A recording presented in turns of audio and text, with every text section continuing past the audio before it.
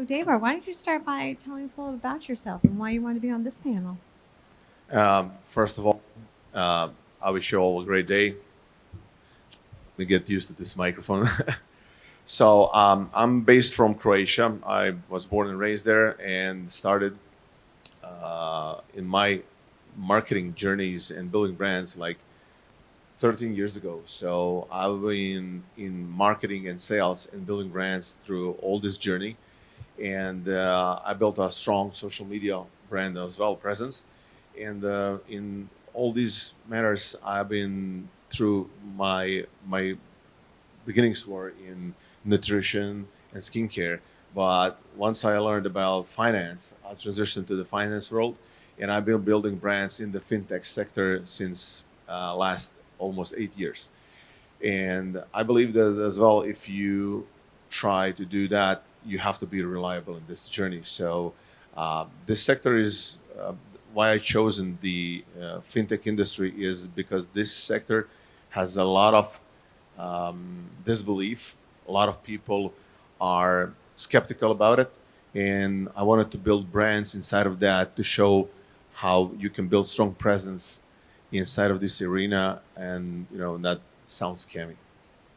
No, absolutely. As we were talking about before, we're in the perfect city and the perfect conference for you and your field. And then, Marcos, do you want to introduce yourself? Marcos Barros, originally from Brazil. I live in England, and I have a company that help organizations cover the gap between planning and executing. It's a big problem everywhere, and that's where we are. And we found this niche. Actually, this niche found us during the lockdown, and we became market leaders in a couple of years, and that's why I'm here. Perfect. And then, Jihan, can you introduce yourself? Good morning, everyone. I'm Jihan Labib. I'm based in Abu Dhabi for the time being and originally from Casablanca. I am CEO of Coach Lab Academy. I created and founded in 2012. And before that, I was marketing director. I worked with multinationals for more than 12 years. And I became a coach. So I'm now for the global coach working with executives on brands, on enhancing their brand. So there's like a continuum between a previous life, as I say, as a marketing director and now as executive coach. Worked a lot with we are our program are in French, English, and Arabic. So we work with France, North Africa, and the Middle East. Perfect. And again, my name is Caitlin Locasio King, and I am being swallowed in this giant chair. I feel like the princess and the pea right now. So, small person from a small state. I come from Maine in the United States. If you've never heard of it, we are the southernmost Canadian province. And I have been a practicing attorney for about 15 years now. And then I quite accidentally fell into branding and marketing more than a decade ago. Um, my company has been around for about 12 years, and we started social media marketing before that was even a thing. I was telling my colleagues I have Pinterest account number 7, so I can quite literally never delete that app from my phone. Over the years, we ended up transforming. We started very e-commerce based, ended up really transforming into our clients being much more in the professional and entrepreneurial market. And now really work with companies, have niched down, and now really focus on brand identity and company culture. You're an executive coach, and we tend to work more with the organizations now, focusing on wellness and having that company culture be really in lockstep. So I think the four of us have some pretty interesting perspectives on this topic. So we're here today to talk about turning ambition into an unstoppable brand. And with all of our four backgrounds, I think that is going to be really cohesive. I can say I truly started my companies in the spare bedroom, not just the spare bedroom. My first piece of furniture was a filing cabinet that we found for free on the side of the road. My husband power washed the rust off of it. That is literally how I started my first law firm, and my first assistant was a 4-month-old with a pack and play next to my desk. That is where I started. My employees look a whole lot different now, but that is really where I came from. So let's start with a base question for everyone. And my friend Marcos, I'm going to start with you. So, warning, I'm going to pick on you first. Morning.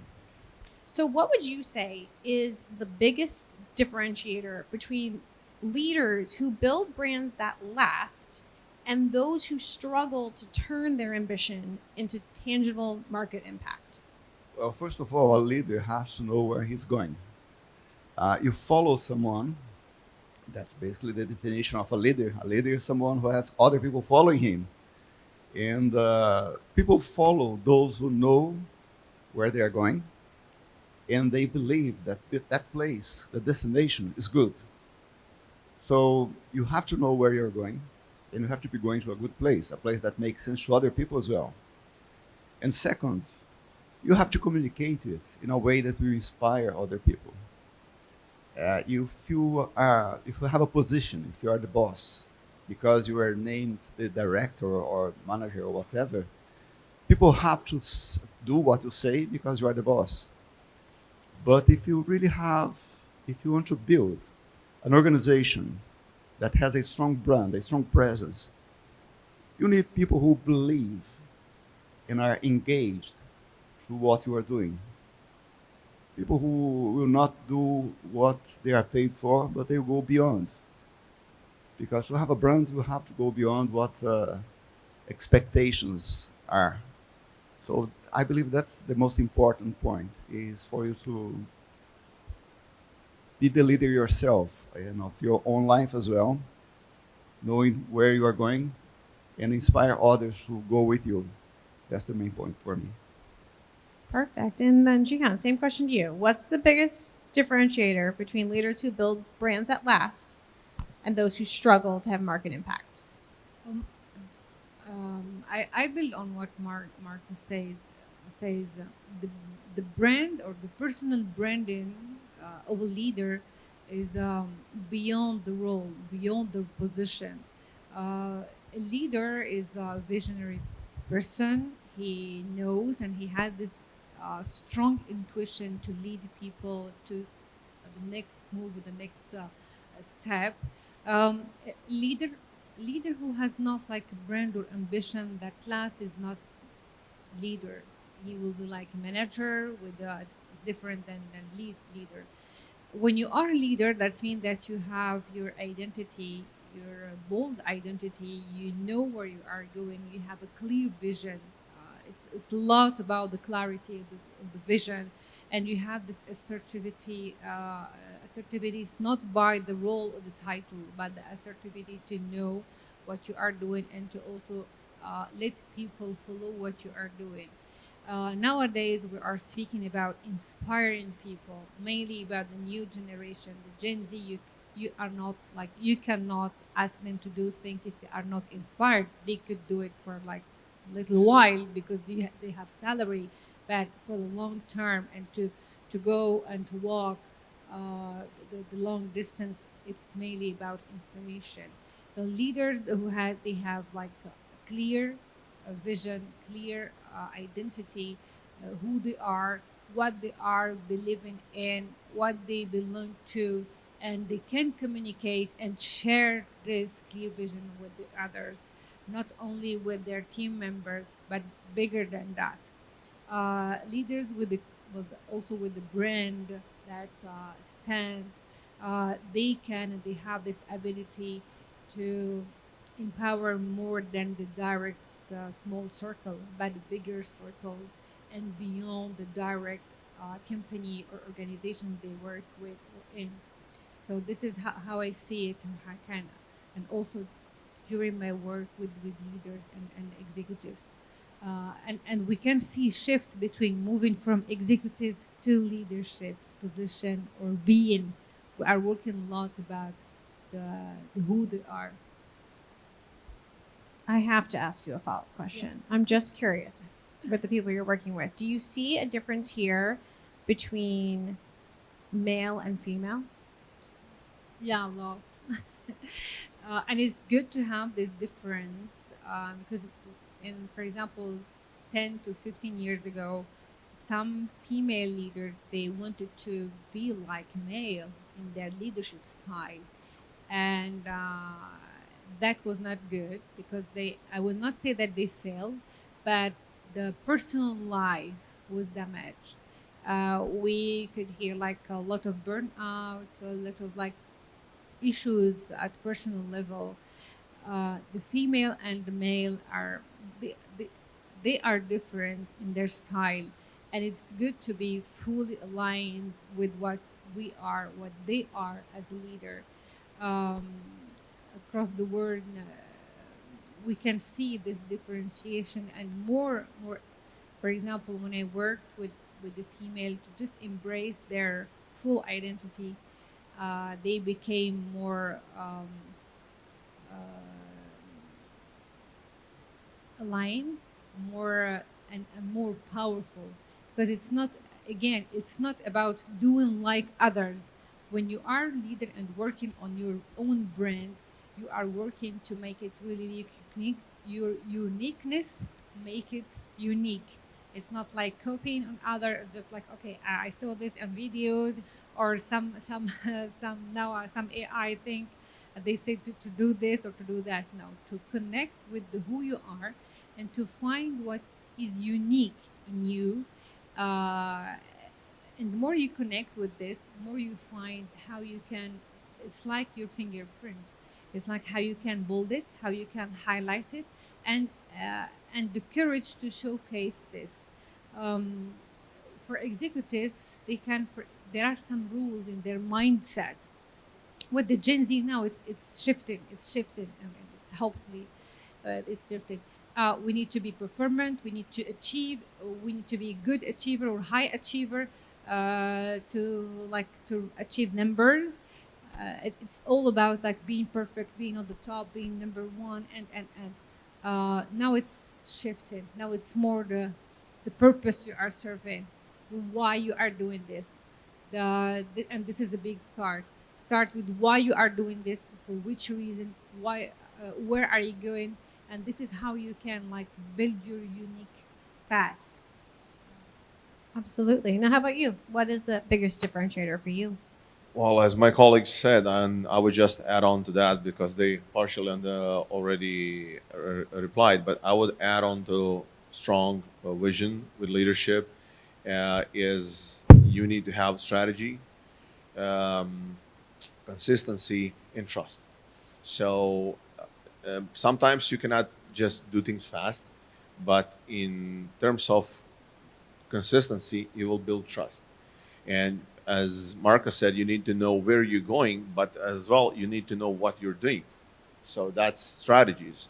And if I talk to a perspective of people who are in the corporate CEO side, uh, it will be more act like as a team leader than a boss. Because if people just vision you as a boss, they're here for get the check and get out.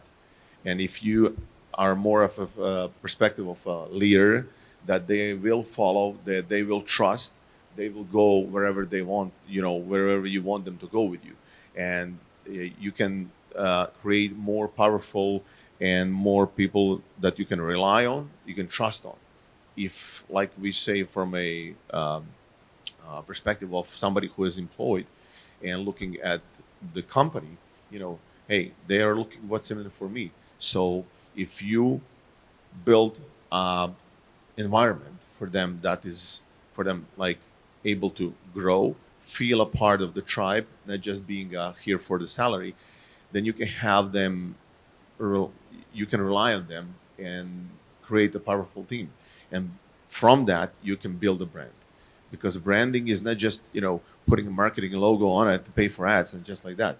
It takes time, it's consistency, and if you're a long time in one industry, it compounds. So it's a compound effect as well. So what we created as in our business, I've been in the fintech industry, but it took us time to prepare things, to get to know the market, to get to know the people in the market. And once we launched right now the prime markets, it's gonna be like ripple effect because it's been compounding before we even created it. You know, because of our personal branding, I've been in the, as you said, social media before it was even created.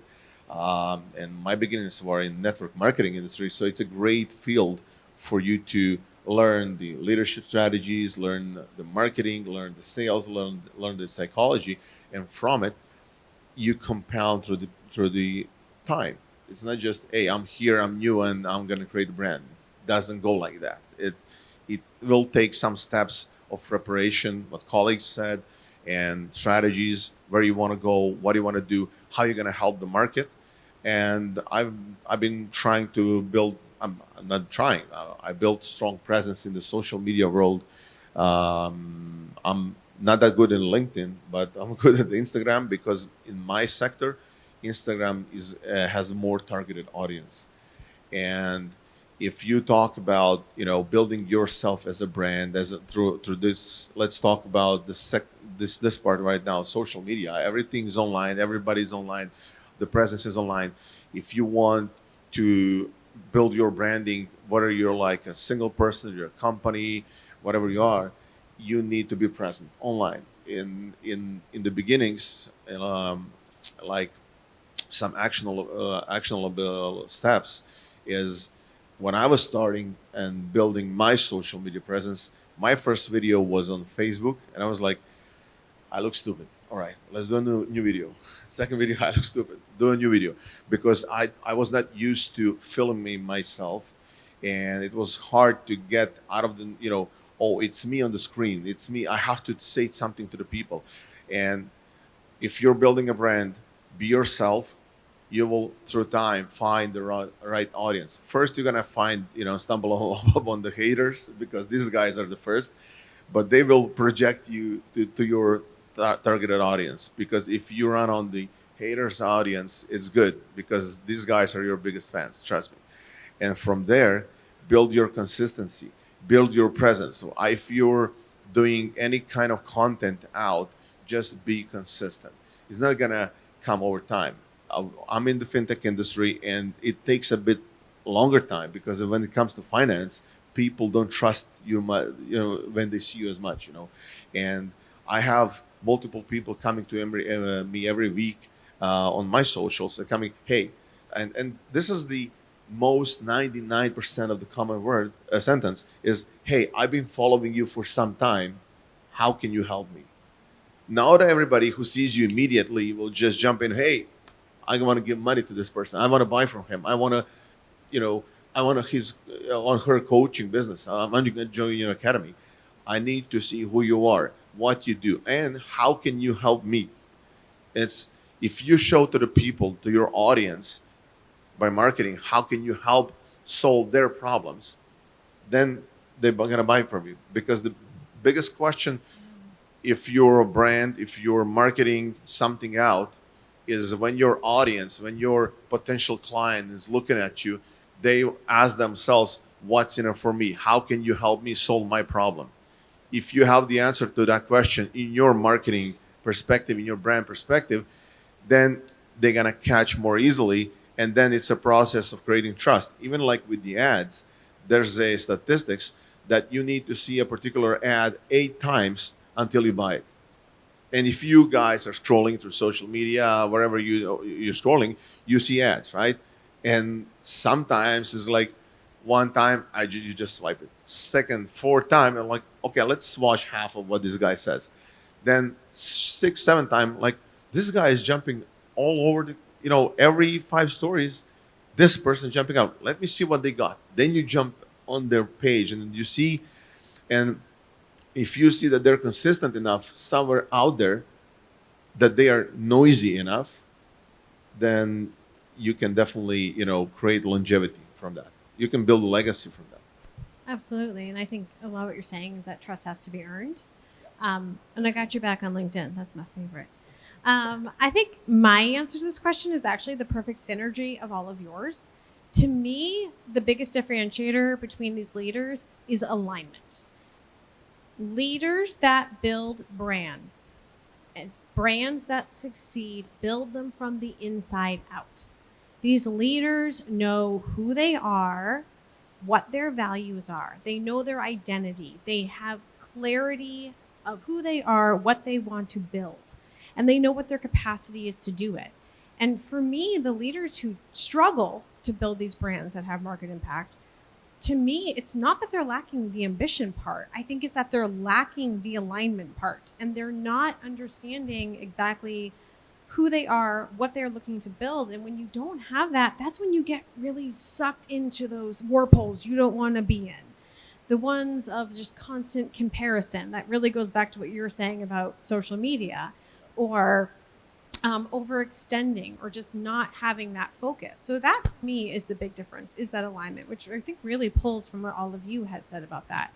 Now, let's dive a little deeper. Now, Marcos and I have had some conversations. So I do want to know, what for you was the single most defining choice or shift you made to take your company into one that truly stood out? Okay, to answer that, I have to tell you what happened during lockdown. Because, as I mentioned before, I had a business mentoring entrepreneurs in their business and executives as well. And we were doing very well with groups starting in many major cities. And suddenly, lockdown came. Everything we did was face to face. So I was not able to pivot quickly. And I tried to do it by Zoom. It didn't work. So money started to run out. And I was really waking up 4 o'clock in the morning, anxious, not being able to sleep. Does anyone know what it is? Entrepreneurs wake up in the middle of the night, knowing how the business will carry on or not. So that happened to me during the lockdown. But then one thing that I did was the salvation of everything. I did the only thing I knew, or I could. I kept posting videos on YouTube, showing up and giving away all my secrets, all the knowledge that I could, any advice I could give for people. I know everyone was lost. I was lost as well. But what I knew, I was trying to share. So I posted lots and lots of videos on YouTube. And then one person watched one video and invited me to speak at a virtual conference. From this conference, I had my first contract. And it was not a contract I wanted, because I was talking about this subject here, objectives and key results. It's a framework to help to execute your plans. By the way, if you want a book, come to me. I'll give you one about this subject. And the person asked, can I use OKRs in the public sector? Now, anyone with a bit of sense would think, well, this person asking must be from the public sector. So let me give him or her a decent answer. Well, not me. I gave the utterly more idiotic answer you could have. That is, I said, you have to be mad to use OKRs in the public sector. And then I said, public sector is slow, bureaucratic, and so on. So half an hour later, the person who had asked me sent me a message saying, we have a group of mad people in my sector here, willing to talk, public sector, I mean the strategy director of my public sector. We're going to talk about OKRs with you. So that's how my first contract came about. I was so grateful to them. I did not even care that they were from the public sector, because public sector and me were like never desired or wanted to work with the public sector. But I found a group of passionate people trying to make a difference in the world, trying to improve people's lives, and I fell in love with them. I gave myself totally to the work there. Our contract was for 5 departments. We implemented OKR in 16 departments without charging more. Everything they asked me, I would say, yes, no extra charge, I will do it. For 2 years, we worked together. And then they began to tell other companies, other organizations about our work. And then a second contract, third contract. And then we became market leaders with more than 25 very large organizations coming to us. And we never had to knock doors. They always came to us. But the key thing, I believe, is that we were showing up. We were there, visible and possible to be found. I believe that was the key. But if we just showed up without putting our client first and being obsessed about client experience, the customer experience, we would be probably struggling today. So that's what I would say. Perfect. And then for you, what patterns do you see in high ambition leaders? And how can they shift their mindset to build a brand that's rooted really in confidence instead of pressure? There are many patterns, not only one. It depends on the culture. I work with different cultures, and I would say not only West and East, but it's different. When you are working with someone to enhance the brand, it's more to connect, to work with them, to connect more with themselves, to know better themselves, to know the specific triggers, but patterns really linked to the triggers, what triggered them. And this is like a journey. It's not one session, two sessions, 1 month or 2 months, but it's more longer than that. Because the people, and mainly the leaders, they change, they grow up, and recently in very agile mode, and those are really successful. Uh, my work is to help them to. We are in co-creation mode. It's not only okay. This is consultancy mode, but we really coaching mode. It's a co-creation of the better themselves, not better in terms of again achievements, but better to connect with themselves. And the pattern is the journey to believe in themselves. Mainly people coming from the west, the east part of the globe, what we call the global south, rather than the people coming from the global north, the west part. They have different position and positioning and different relationship with themselves. Individualism to more collective view or holistic part way of seeing themselves. And the pattern will be to trust the work to find themselves. What we heard, what we are hearing, the new version of selves, but the specific style of leadership, to understand how they behave, what are their triggers, how they interact with the people, with environment when they are triggered. So this is like kind of different steps of work. This is why it takes time and could take time, and it's not what I include for the time being with the current days. It's not only individual at all, but it's to think with the collective work, the community, because leaders now they are impacting not only working on themselves, the brand. This is what it like specific when you are like personal branding or when you have leader working on their brand. It's impacting the community, the environment, the global system where they are. Um, and this is like what makes the work specific. All this to build the trust. You talked a lot about the trust. What makes a business successful? What makes a leadership position or role like successful? Is the trust that I can like have built on you. I trust you, so I can follow you. This is a really sustainable way of doing business or having a leadership.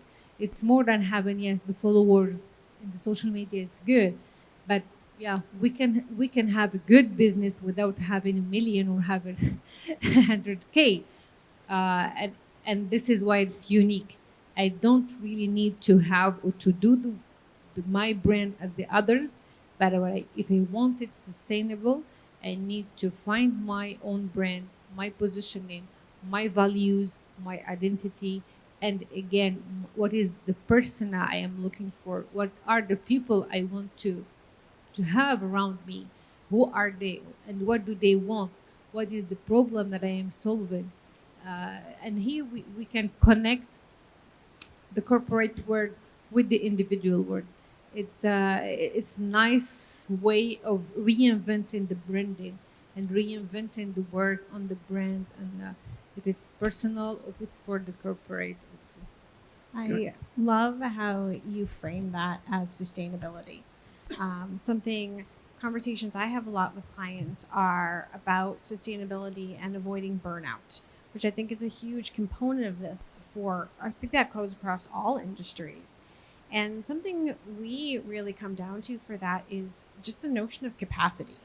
That leaders building strong brands, they don't do it by wearing 12 hats that don't fit them. And there's this tough love moment that I have with these leaders and budding leaders and companies as a whole, where it's like when you stop wearing burnout as a badge, you start making decisions that are strategic and not just survival driven. And that is a big mindset shift that really goes hand in hand with that sustainability. And then what were you going to say? I was going to hook up with the idea that you were sharing, but anyway, I think that we are moving to another direction that's very interesting. So let's go along what you are saying. Okay. Because I believe that resilience is much more related to the ability to fall and stand up again than anything else. Because I never heard a story, a business story, that doesn't include mistakes and falls. We will fail. We will fail. Every business will go up and down. And so it's not about not falling, it's about what you do when you are on the floor. That's what defines resilience for me. So you have to be prepared. And that's why, to have your why well established. I know why I'm in this business. I know what I'm doing. I know where I want to get in the next 5 years, 4 years. So if you have all these things in place, and when you fall, you are more prepared, I believe, to stand up again, find your way, and carry on moving. Really, really like that. And that goes down to resilience, which is so important for these leaders and for these branding. When we were out there talking last night, well under 24 hours ago, I got off a 13-hour flight. And I had gone to the airport straight from one of my children's gymnastics meets. I happen to be the mother of a competitive gymnast. Don't know where he got it. Not me. And something I learned early on that I so appreciate about that sport is it has literally taught him how to fall on his face and get back up again. And I think that's so true in business and branding, to your point, that unstoppable does not mean there's not going to be falls. It's how you keep going from them. Now, I think that's actually If you great. allow me, just Sure. want to add on this, because it's linked. It's the resilience, the patience to fall and stand up, and also the innovation. If there is something that keep like brands also unstoppable, is the capacity to innovate, to find new ideas, and mainly if you, because when you are leader, you are, the others are following you, so you need to be always ahead. So you need to be always like new, to have new ideas, and find a new solution, find new ways to do the business, maybe to change the business, or just like to market it differently, and even your brand is like connected to innovation. I think for me, innovation is really linked to sustainability. When you have the ability to innovate, to reinvent yourself and your business, be sure that your business will be sustainable.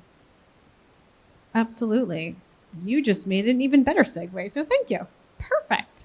To get back over here to my friend on the left. So let's talk about how you took your own personal ambition and you turned this into a brand of leadership that other people rely on. So could you talk about that for us a little bit and how this has shaped how you show up professionally? Well, I do most of the business online, But also what we do is behind the scenes, let's call it like that. When the others are not looking in the back end, we are doing coaching. We are doing, teaching on different skills. But I would say what we learn is to adapt to the market conditions.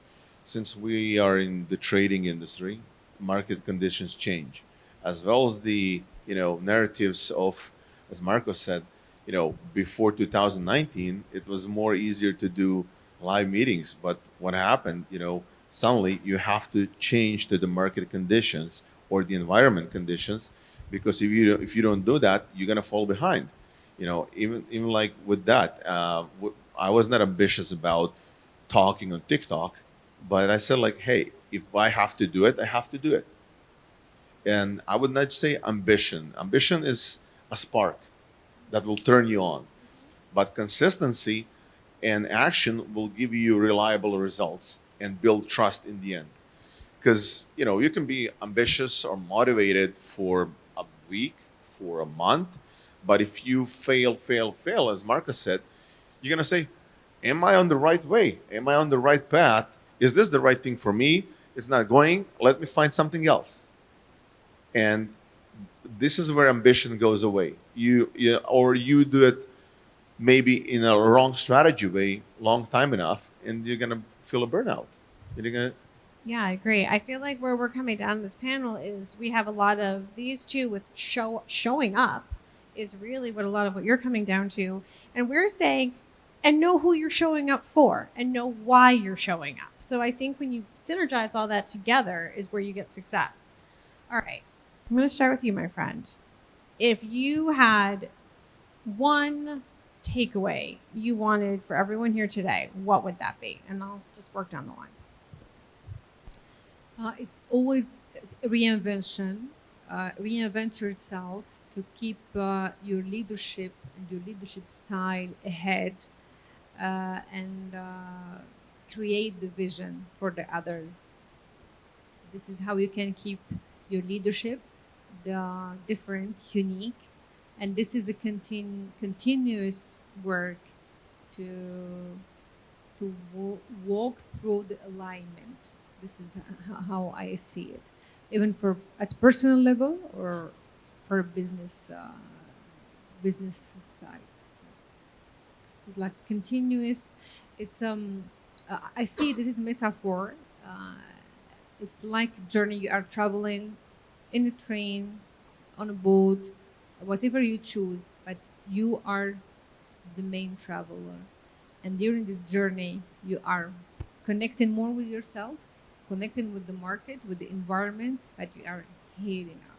You are taking the lead, showing the way to the others. How about you, Marcus? Me? I will paraphrase a friend of mine, Steve Denny. He is a former director of the World Bank, and he wrote an excellent book called Reinventing Capitalism. And he says, and that becomes my motto as well: love your customer as you love yourself.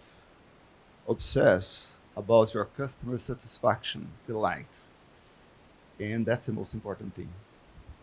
I think that's great. And I'm going to go off that talking about the yourself as the leader who's building that brand. I think if there's one thing I could say, like there's one thing you're going to take away from here, it's that if the building your brand costs you, that's not growth, that's depletion. And I can say that because I'm here and I've done that. I took the risk. I built the brand. I built the life. And not but, and I did it while staying true to me and what I wanted to be, not what the peanut gallery told me I should be. So that's what I would say to anyone here is take the risk, build the brand, but just bring you with you. That will make you successful. All right, why don't you wrap us up, friend? I would say learn from Coca-Cola marketing. They sold a couple of bottles in their first year, but it's Christmas time almost, and you know that they're popping out after every few minutes on the screen, and this is like a long term. I don't like to drink it, but you know that they are showing up all the time, and still they are the most sold drink in the world, but still they invest over 70% of their revenue into marketing and their presence. Because if they don't do that, Pepsi is going to take over their place, right? So it's not about if you're number one, if it's about you being still consistent all the journey, because if you're not the loudest on the market, somebody else is going to take your place. It's about showing up, no matter how big Showing you've got. up. Yeah. Show up. All right. Well, thank you everyone so much for being here. We appreciate it.